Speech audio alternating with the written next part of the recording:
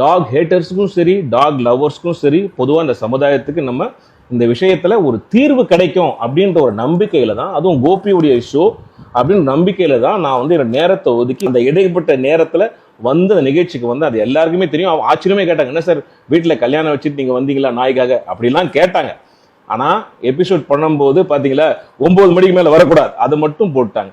நல்லா நீங்க பாருங்க, நான் சொல்லியிருக்கிற விஷயம் வந்து மூன்று பகுதியாக நான் பேசினது. ஒன்று வந்து நாயினுடைய குணம், ரெண்டாவது நம்முடைய பிஹேவியர், மூணாவது அதுக்கான தீர்வு. அந்த தீர்வையும் நம்முடைய பிஹேவியரையும் சொன்னதை வந்து அவங்க போடவே இல்லை. 9 மணிக்கு மேல நாய்க்கு தெரியாது நீ நல்லவனா கெட்டவனா அப்படின்னு. அது டெரிட்டரியில மார்க் பண்ணி வச்சிருக்கோம். வந்தா கொலைக்கும் கடிக்கும் புது ஆள் வந்தா அப்படின்றது தான் நாங்க பதிவு பண்ணேன்.